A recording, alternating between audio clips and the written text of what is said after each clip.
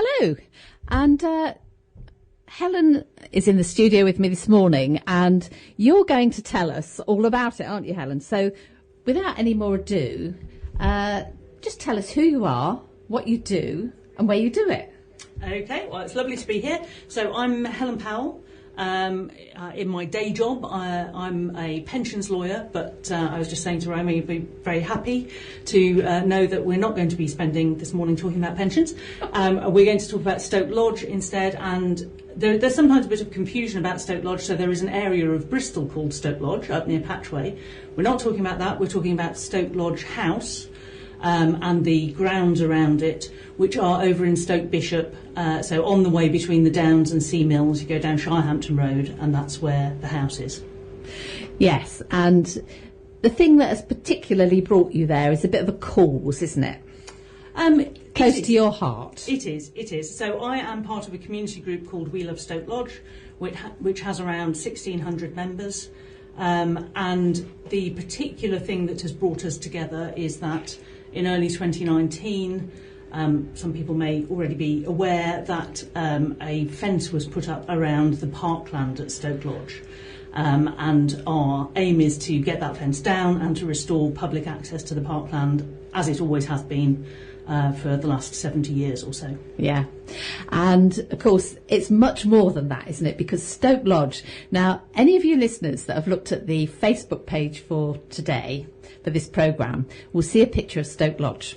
It's a really elegant Victorian building, and it's full of unique facts, isn't it? It absolutely is. So it's a Grade 2 listed house. It's set in 26 acres or so of parkland. It's been the home of Bristol Adult Learning since 1970. So Bristol Adult Learning also do courses, I think, in St Paul's and online, but that's their main base where lots of courses and workshops and things happen on a huge variety of different topics, everything from yoga and languages to art and gardening. Also there's an arboretum area, so there are some absolutely beautiful old mature trees on the site, including one. There was a big old cedar of Lebanon, which is a beautiful wide spreading tree, which died naturally a few years ago, and a local sculptor called Andy O'Neill has carved that. There are lots of animals carved into it, and I believe the animals were chosen by one animal by each class at the local primary school. And it's beautiful. It's got owls and eagles and all kinds of things, so children love coming and sort of spotting the animals that are on that tree. And then it's got this big area of green space around it, sort of wraps around the house.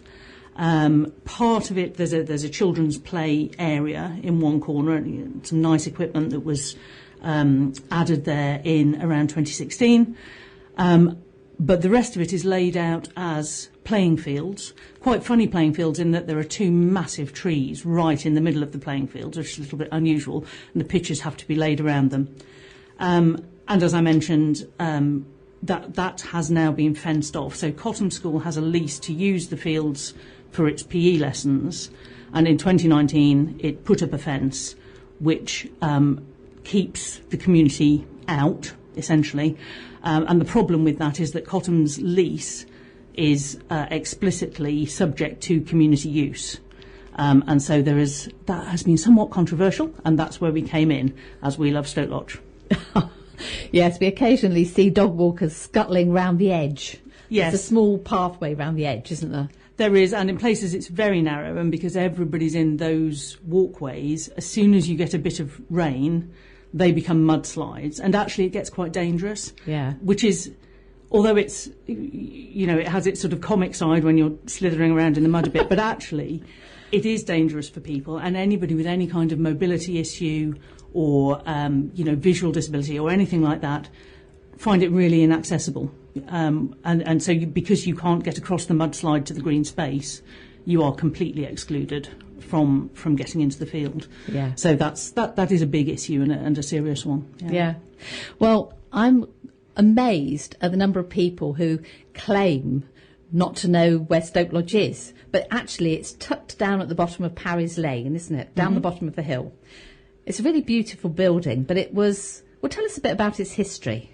Okay, so if we go back to the early-ish 1800s, You have to imagine that this part of Bristol, actually it wasn't even part of Bristol, it was part of Gloucester, it was out of the city completely, and it was rural countryside. A few farmhouses, a few big mansions, but basically just farmland. And there was one particular family who owned great kind of swathes of the countryside. There's a gentleman called Sir Henry Cann Lippincott who lived in Stoke House, which is also still there but not really visible. It's just off Stoke Hill. That's now Trinity Theological College. He died in 1829, and to pay death duties on his estate, a lot of the land had to be sold. And so there was a big auction in 1832, and various local gentlemen with some money to spend bought up various bits of his old estate. And that included a chap called William Munro, who lived in Druidstoke House. Druidstoke House is also still there. That's now a care home on Druidstoke Avenue.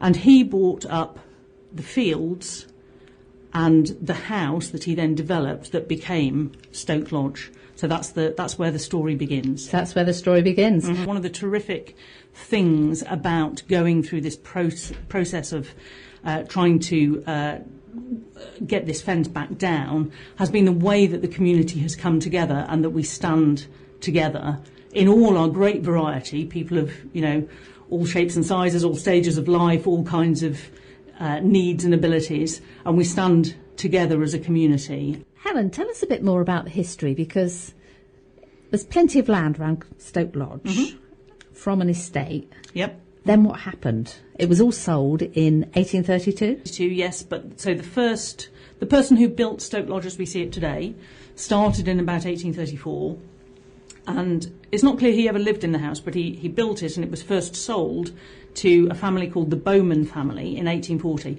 One of the things I think is quite interesting about the families that live in Stoke Lodge is that they give us a little kind of slice of Bristol life. They're involved in a range of the things that Bristol is quite famous for. So that's quite interesting as we go along. The first family, Thomas Bowman, was a merchant. He bought more land, so he added on the fields.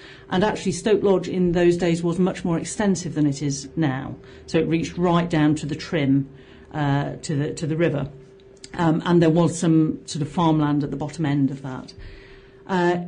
Having extended the estate, he doesn't seem to have had that much chance to enjoy it, because he died in 1848 and actually made a deathbed will. It's literally dated on the day that he died, and the will says everything has to be sold and my wife and son can share the money jointly. And I've always thought that it was quite harsh that when he said everything was to be sold, literally everything was sold, including the curtains, the chairs, the plates, the bowls, the glasses, everything. And what I hadn't realised until I looked into it was, of course, women could not inherit from their husbands until 1922. So literally everything except what that poor woman owned by way of clothes and jewellery and whatever was sold, and she got the money and was able to go and live somewhere else on it. So that's outrageous. So what would she have done? I know, you've lost your husband, you've now lost your house, and all the stuff that went in it as well, and you have to go and presumably rent lodgings somewhere else. But that's how it was until the Law of Property Act 1922, apparently. Oh. But it is quite striking, isn't it? Very. But then also that means that the good news of it for us is that then there was an auction in 1832 which has a really good description of the house as it was built then. Sorry, I think I said 1832. The auction was 1849. Yeah. So it lists the rooms then as dining, drawing and morning rooms, a housekeeper's room or study, a china pantry and spacious kitchens with arched cellars underneath, which are still there. Above are 4 excellent bedrooms, 2 dressing rooms, 4 smaller bedrooms and water closets. So the fact that there was a water supply in the house was quite advanced for the time. So they were boasting about that. It said it's fitted up with every attention to the convenience and comfort of a gentleman's family. It had gardens, orchard, land surrounding it. They called it a substantial, elegant and commodious freehold residence. So they're obviously, really selling it in the auction details. There's also a coach house, stabling for 4 horses, a harness room with servants' bedrooms over it, and standard wall fruit trees and all sorts of things. So it was really a beautiful estate by that stage. And the land on the northwestern side of the house at that stage had already been laid out as lawn and pleasure grounds. And then you've got the start of the planting up of the rest of the estate as well. And the planting up, was that something to do with the way that people were travelling and coming in and out of Bristol at the time? So it's really the next owner, George Pope, who does quite a lot of that. And I think it was quite a Victorian trend for, the gentry, as it were, to import or bring back from their travels specimen trees that weren't naturally occurring locally. So there are a lot of very fine oaks on the field, but there are also cedars and Scots pines and walnut trees and a whole variety of different trees that were brought in to be spectacular specimens in a parkland setting. One of my favourite trees there is a mulberry tree. The story about the mulberry tree is that going back a bit further, James I tried to encourage the silk industry to be developed in England and got all his noblemen to bring in mulberry trees. But apparently there was some sort of trick played on him by the King of France, who sold him a load of black mulberry trees. The silkworms like white mulberry trees, not black mulberry trees. So there are a lot of these big estates that have black mulberry trees in them sort of by accident. Yeah. And there is a beautiful old black mulberry tree just at the back behind the walled garden in Stoke Lodge, which is a really sort of gnarled, curling trunk. It's a very beautiful old tree. So yeah, lots of nice, interesting specimens to have a look at. Yeah. I noticed there are a very keen little band of gardeners that work at Stoke Lodge, and they obviously find the gardens there interesting, apart from just doing their public service, obviously. I know Jenny Weeks and some of the others, they garden on a regular basis there, and it is a very interesting place, isn't it? Yes, yeah. Because there are many different types of environment to work with. So there are old walls that you can sort of grow things up and along. There are the formal gardens, and then there are much wilder areas. And in fact, there's an area at the back of the walled garden that we're just re-wilding at the moment. We're planting with wildflower seeds and so on, to try and encourage some bees and butterflies and that sort of thing. And the walled garden, which is now, it's a car park, isn't it? Yeah, so the old walled garden that was the proper walled garden for the house is now a car park at the back.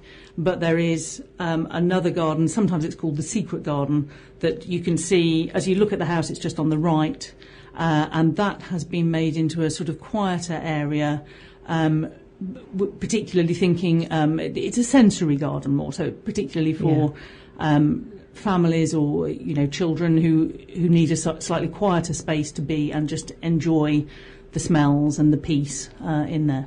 It's a real community asset, and the public actually do have access to it, don't they? Yes. Yeah, absolutely. And that is the big thing, because normally these special gardens, you can go on special days, but in fact with Stoke Lodge you could wander in at any time and enjoy the garden. Yes, absolutely.